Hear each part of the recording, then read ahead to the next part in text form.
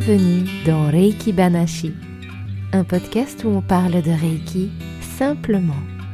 Je m'appelle Inina, je suis praticienne et enseignante de Reiki traditionnel japonais. Et à travers cet espace, je vous propose des réflexions et des partages. Parfois seul, parfois accompagné d'invités, nous explorons ce sujet passionnant qui me tient tant à cœur. Alors installez-vous confortablement et c'est parti. Konnichiwa, bonjour à toutes et à tous. Alors aujourd'hui, j'aimerais faire peut-être un épisode qui sera un peu comme une série de petits épisodes sur lesquels je reviendrai de temps en temps, qui s'appelle les erreurs de prononciation en japonais, un petit guide amusant. Donc aujourd'hui, ce que j'aimerais faire, c'est vous parler de quelques termes japonais utilisés dans le Reiki. Et ce sera un épisode léger qui, je l'espère, vous fera un peu sourire, mais qui a tout de même son importance. Alors pourquoi ?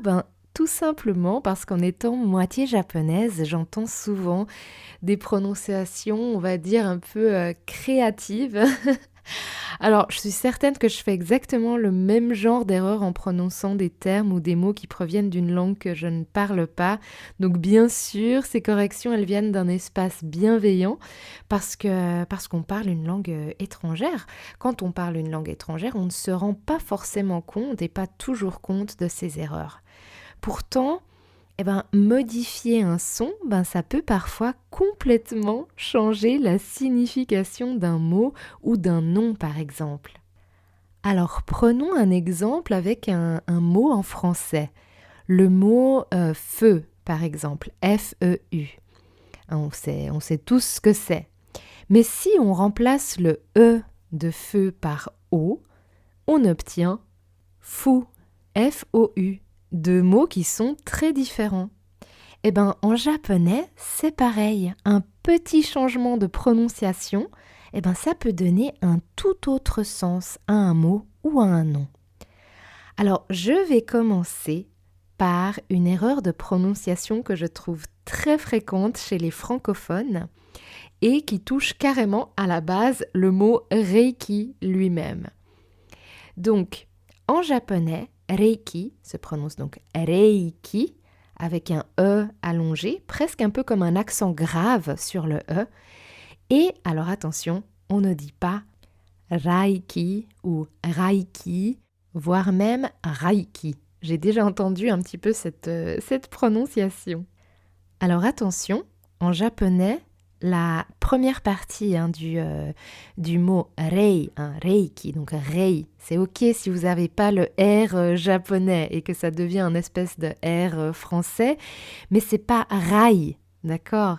Parce que le mot rai en japonais, ça peut signifier tonnerre ou encore, ça peut aussi désigner la lèpre. Donc, oups, d'accord, autant éviter les malentendus. On ne parle pas de l'énergie du tonnerre ou de l'énergie de la lèpre, mais bien de l'énergie universelle. Reiki ou Reiki, ça va très bien. Mais surtout que je ne comprends pas vraiment parce qu'il n'y a pas vraiment d'excuses. En français aussi, le E et I ensemble se prononcent et, comme dans le mot merveille. Vous dites pas merveille.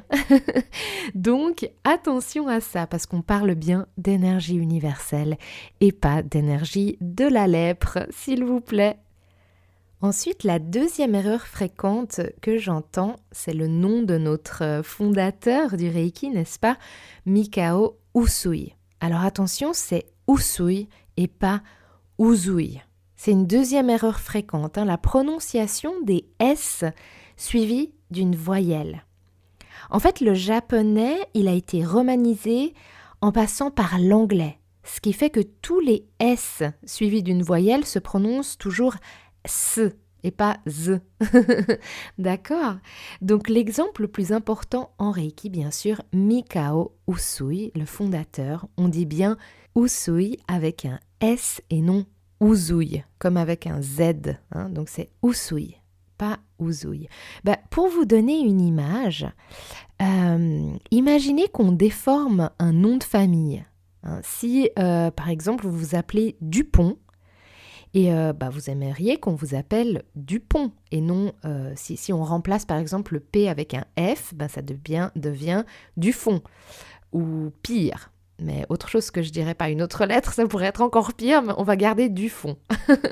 Vous êtes d'accord, Dupont, Dufond, c'est pas la même chose. C'est la même chose pour Usui et Uzui. Donc retenez bien Usui.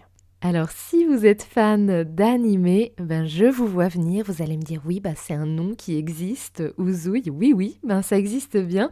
Vous connaissez peut-être le personnage Tengen Uzui, un personnage assez incroyable de Demon Slayer, mais lui, il n'a rien à voir avec le Reiki. Donc une bonne astuce pour s'en souvenir de cette prononciation de Mikao Usui Sensei, pensez au sushi. Vous dites bien sushi et non zushi, n'est-ce pas? C'est la même chose. Usui et non uzui. Sushi et non zushi. Vous allez manger des sushis, pas des zushi, n'est-ce pas? C'est la même chose. Un autre petit point de prononciation en japonais, lorsque vous voyez SH, cela se prononce sh en français et non s. Par exemple, dans les préceptes du Reiki, le 3e précepte, c'est kansha shite, ressentir la gratitude. Et le SH se prononce bien sh, comme dans chat, par exemple. Et encore une fois ici, c'est une particularité liée à la romanisation en anglais. Mais c'est bon à savoir si vous voulez affiner votre prononciation. Et de même, lorsque le H précède une voyelle, il est souvent aspiré en japonais et en anglais. Par exemple, dans le 5e précepte, Hito ni shinsetsu ni, être bienveillant, être gentil avec les autres, il faut légèrement souffler le H comme si vous faisiez de la buée sur une vitre. Alors, il n'y a pas besoin de mettre tout son souffle dessus et être essoufflé à la fin. C'est vraiment ha, hi, hu, he, ho. Alors oui, ça peut paraître simple pour moi, mais alors si vous me mettez dans un contexte ou une langue que je ne parle absolument pas, je serai tout aussi perdue dans les prononciations, donc je comprends tout à fait. Je vous donne juste quelques conseils. Et alors maintenant, maintenant que vous les avez tous, voici le test ultime pour savoir si vous avez bien suivi cet épisode et compris les prononciations. La prononciation correcte de la méthode de Reiki originelle. Alors, quelle est la bonne prononciation? La première, Shinshin Kaizen Uzui Reiki Ryo. Ou la deuxième, Shinshin Kaizen Usui Reiki Ryo. Vous avez trouvé? Bien sûr, c'est la deuxième réponse. Bon, c'était un petit peu évident. Mais tout ça pour vous donner vraiment le nom de la méthode. Parce que tout ce que je vous ai dit est présent dans le nom originel de la méthode de Reiki. Donc la deuxième réponse, Shinshin Kaizen Usui Reiki Ryoho, on retrouve ici tous les éléments dont j'ai parlé.